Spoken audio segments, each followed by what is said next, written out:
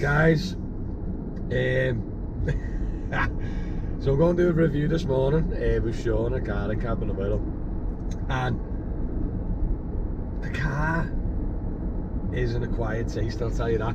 So Kia Souls have been out for a while and they always look awful, and I know why. Obviously it's proper opinionated, isn't it, with car looks. Some people might like the look of a car, some people might not.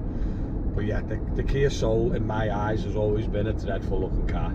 Literally lunchbox on wheels, or like a ice cream truck or something. It looks awful. Never liked it. But yeah, I'm going to go down and see the Kia Soul. So it's a full EV. It's got like a 280 mile range, and you can get it for just, I think it's early 30s, so it's quite cheap for a full EV. I think it's actually cheaper than the Kia e-Niro, and quite a lot cheaper than the Kia EV6. So if it's practical, comfy, a nice drive, and you can get 280 mile range, I'll just have a couple of shots of tequila before I look at it. You know, beer goggles. Yeah, it sounds dead practical, the range sounds dead good, and it is relatively priced well, so it'll be interesting to see what it's like in person and see the practicability. But yeah, it'll be coming up soon, guys, so enjoy the video and I'll see you soon.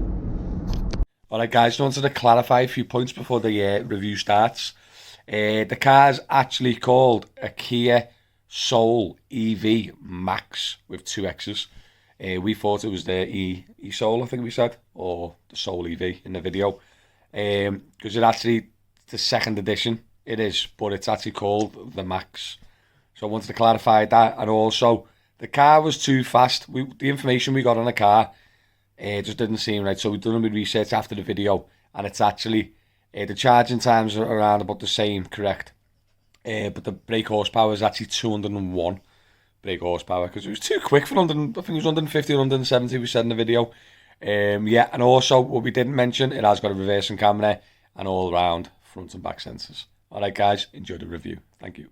Alright guys, so we've got the Kia e-Soul.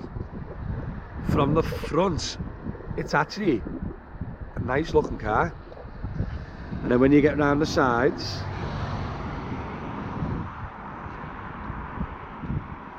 it's a little bit boxy. It's like a lunchbox on wheels. But the previous Souls have been extremely ugly, and in my opinion this is just a little bit ugly, but obviously it is objective. But that rear end looks like a coy car gonna eat me if I'm behind that in traffic. Because these all light up at night time, it looks quite nice at night, you know, the LEDs on the front and the back, they what? Really do light up. So that lights up like a full circle? Yeah. Well, oh, up to halfway, and then is that the brake lights at the top, yeah? Yeah. The brake lights up there. Yeah. So it really does look smart at night time. Does it?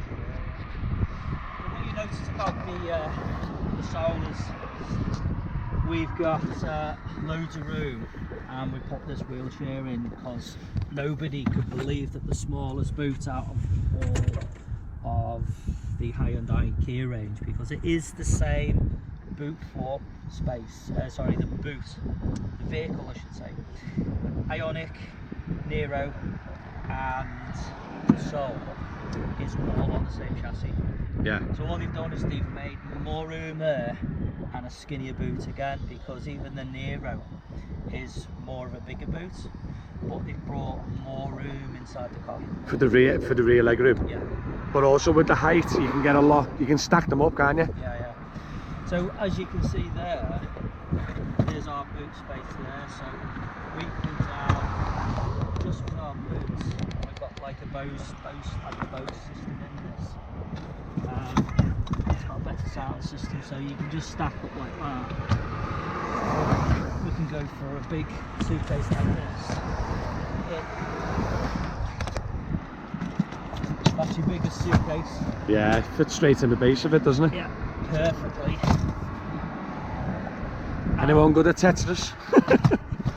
and we can still do more. Yeah. Whereas if we're going in the Nero and the Ioniq, we're up to the glass. Yeah. So it just shows you that, you know, when they measure your boot space, it's only to that point and to that point.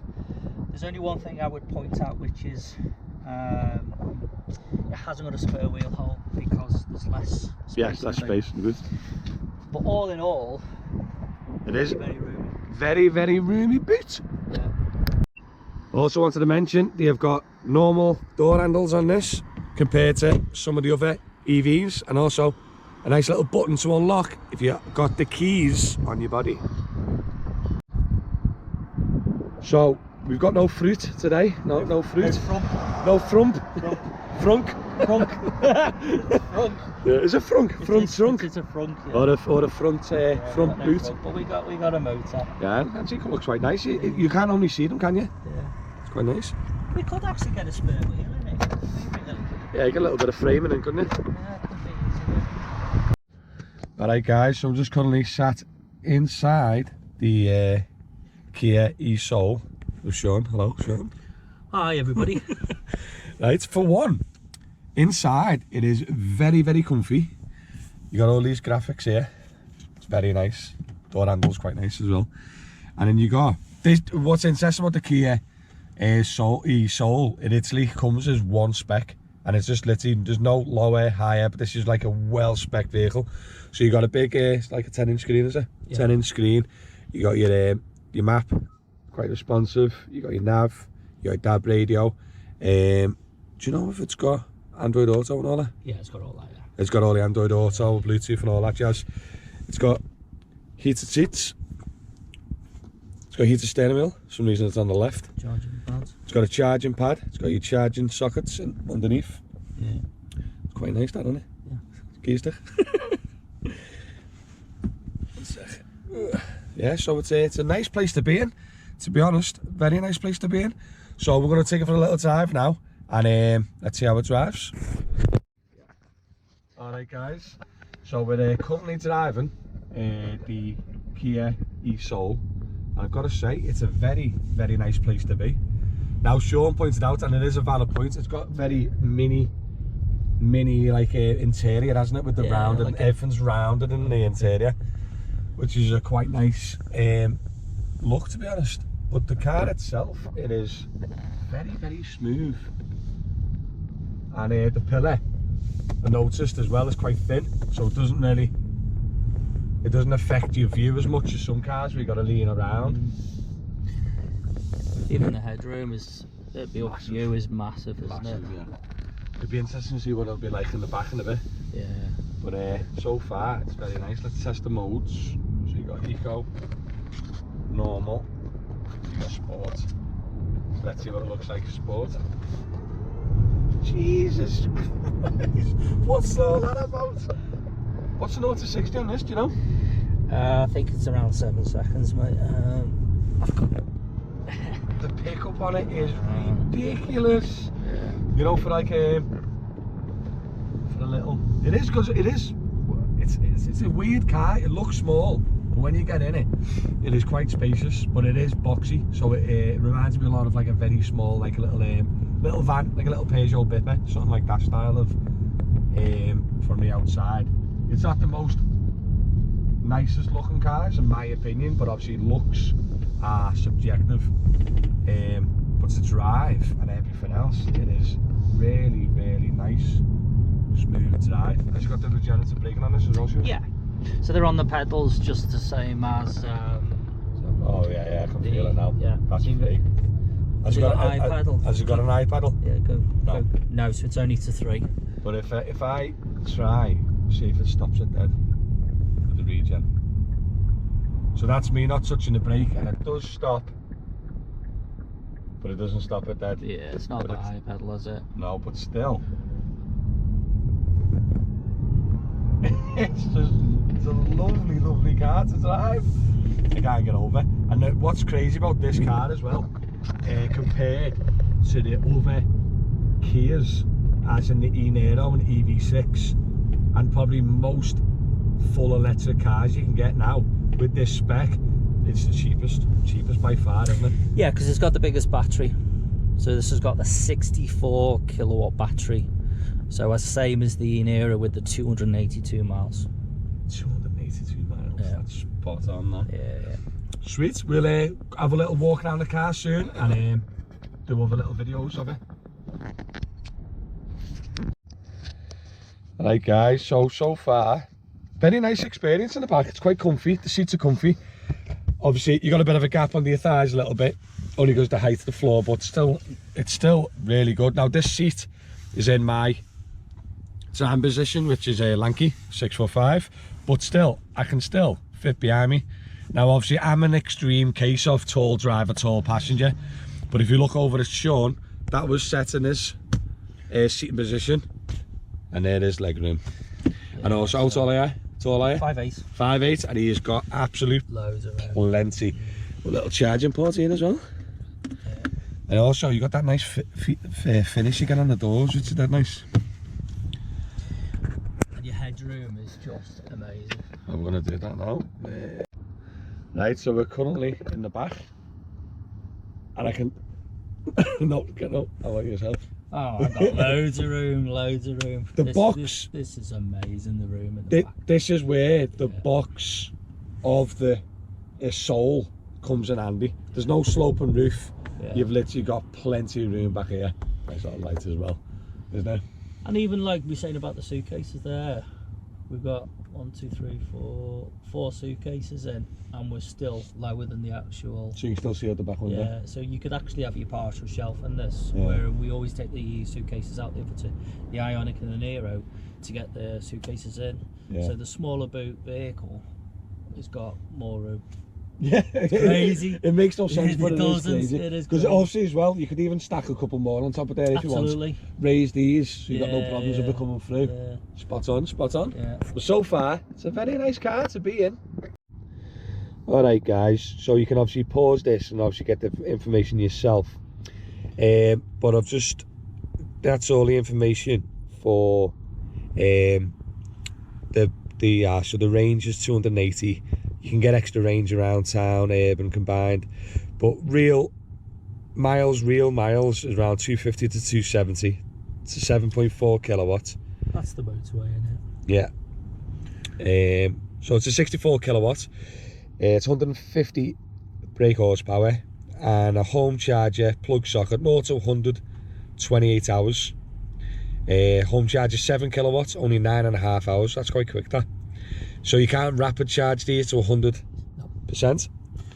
No, but the new ones can only be rapid charge to 80%. 80%. Yeah, this is second edition.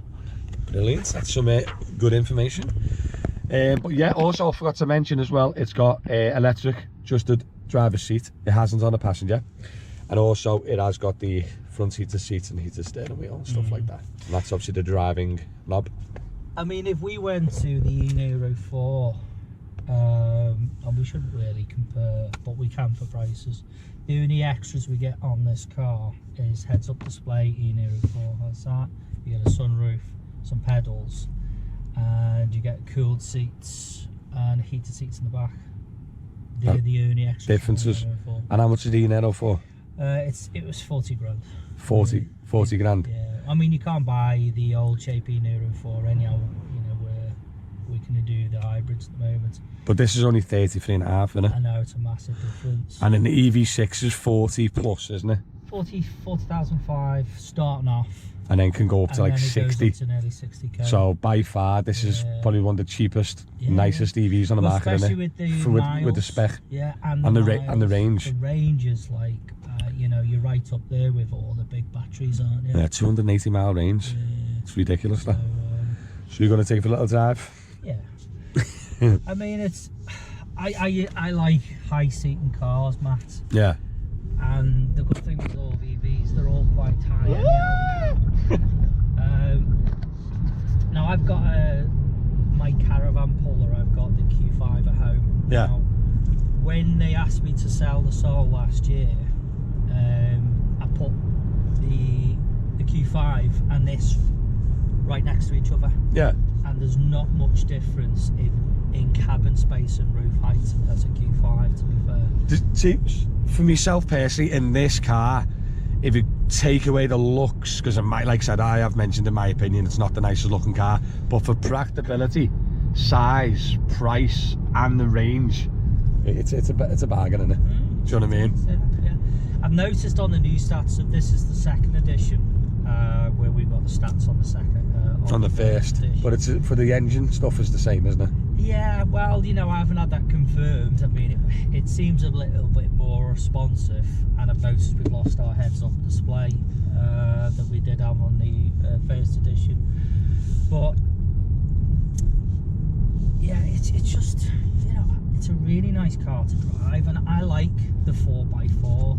You know, anybody that likes the Range Rover looks, the Jeep and stuff like that. Yeah, just the sitting upright, isn't it? Yeah, they actually prefer this, but it's also got 1,000 payload on this, so they're saying that you can actually tow with it.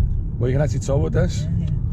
So it's got 1,000 payload, whereas in the likes of all the other cars haven't got any payload at all, so it just shows you that it's quite a sturdy ride, really. Again, with the regenerative braking, I mean, we do it the same information over and over on cars, is just have it on eco mode in level 3 and just tickle the brake. Yeah. So, you know, it just, anybody who's got any leg issues, clutch, you could be just a one-legged driver, really, just tickling your brake pedal. But it's got everything. And we haven't turned the radio on because we can't, because it's YouTube. The sound system is amazing. Oh yeah, you mentioned that, didn't you? Yeah. It's got all the bass speaker and everything in the back of it, so this car was designed for, you know, for the American industry, with all your people going to university. It's funky, it's stylish, it's this, it's ultra modern.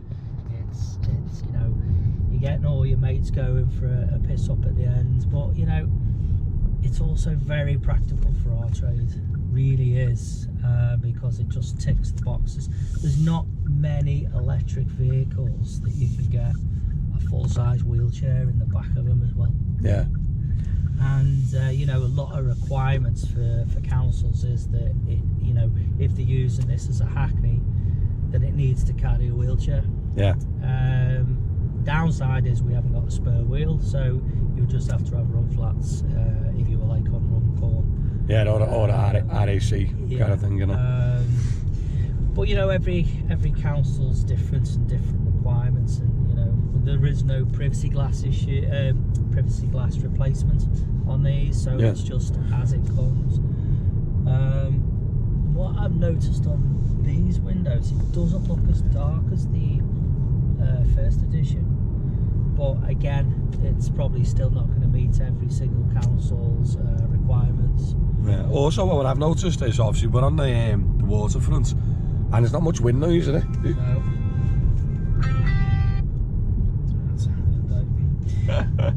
Naughty. Quick. Yeah. He did not drive with his phone, guys. No, he just turned it off. There you go. But yeah, that's it, guys. Are you happy you've covered everything, Sean? Yeah, I think so. It's pretty self-explanatory, really, isn't it? Yeah, but even as the passenger, I've got to say, it's a nice place to be in. It really is. It's comfy, it's quiet, and obviously it's not even that bad over the bumps. You know, for a heavy electric car, they're always quite heavy on the bumps, aren't they? Question, Matt, what would you say from MG ZS, the trophy with the pan roof, to this? I'd pick this all day. And why? Just because, I don't know, it just feels like there's more space in it. The MG ZS felt very small inside compared to this, and it just feels like you couldn't sit behind your own place in the MG. No, it was cramped. Yeah. See, I'd even be like, if it ignore looks, I'd even say this is probably more comfy and spacious than an e-Nero, but it is gotta put your beer goggles on a little bit to look at it. but listen, guys, thank you very much for watching. I hope you enjoyed the little review. This has been done in my first ever GoPro, so hopefully the sound and the video quality has been good for you. And say bye. See you later, guys.